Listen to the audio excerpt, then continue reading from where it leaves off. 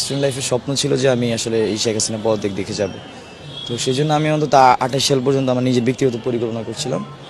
তো এটা আমাদের সবসময় স্বপ্ন ছিল, আমরা যে কোনো কিছুর মধ্যে দিয়েছিলাম, আমরা এই স্বৈরাচারের পতন খুঁজতাম আর কি।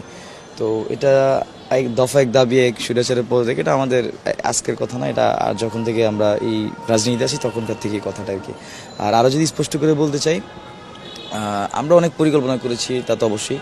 পাশাপাশি যেদিন রাজাকার রাজাকার স্লোগান উঠে ঢাকা বিশ্ববিদ্যালয়ে তুমি এই কে রাজাকার কে রাজাকার তুই রাজাকার তুই রাজাকার, যেদিন ঢাকা বিশ্ববিদ্যালয়ের শিক্ষার্থীরা বলছিল, সেদিন আমরা শিওর হয়ে গিয়েছিলাম যে এই শেখ হাসিনা সরকারের আসলে পতন হবে। সেটা হয়তো 2 উইকস লাগবে 3 উইকস লাগবে, যতদিনই লাগে আমরা সেটা করতে পারবো, এবং আমরা সেদিন শিওর হয়ে গিয়েছিলাম। এবং আপনি জাস্ট একটা গল্প বলি, একটা সত্য ঘটনা বলি। যেদিন এরকম একটা রব উঠার মতো পরিস্থিতি ছিল, আমি যেখানে ছিলাম, আমার সাথে আমাদের একজন লুৎফুর ভাই ছিলেন, বা আমরা একটা বাসায় থাকি, আপনারা হয়তো অনেকে জানবেন। তো সেখানে আমার কাছে দিন 10 টাকা ছিল। তো আমি লুৎফুর ভাইকে বলছিলাম যে ভাই আপনি আমাকে 500 টাকা দেন। বলে যে আমার কাছে খুব বেশি টাকা নেই।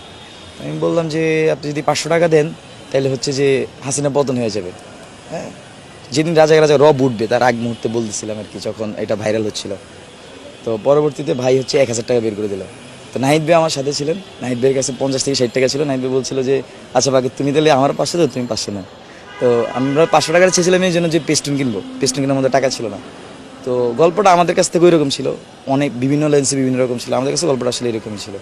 তো যেদিন ঢাকা বিশ্ববিদ্যালয়ের শিক্ষার্থী আসলে এই এই স্বৈরাচার শেখ হাসিনাকে লাল কার্ড দেখিয়ে দিব, আমরা মনে করছি যে তারপরে বাংলাদেশের মানুষ শুধু এখন বাস্তবায়ন করার জন্য পরবর্তী পদক্ষেপগুলো বাকি থাকবে। সেটার আমাদের যে ভাবনা বা আমরা যেটা বুঝেছি আজ করেছি সেটা কিন্তু ঘটেছে। দেখবেন ঢাকা বিশ্ববিদ্যালয়কে কিন্তু যেদিন বের করে দেওয়া হয়েছিল, আমাদেরকে পিটিয়ে আমাদেরকে গুলি করা হয়েছিল, কিন্তু যারা মানুষ নেমে এসেছে। তো আমাদের লেন্স থেকে আমরা যেটা দেখেছি বা যেটা মনে করেছি, ওই রাজাকার এই কে রাজাকার তুই রাজাকার এই স্লোগান যেদিন উঠেছিল সেদিনই আমরা শিওর হয়ে গেছিলাম যে আসলে এই স্বৈরাচার হাসিনার পতন হতে যাচ্ছে।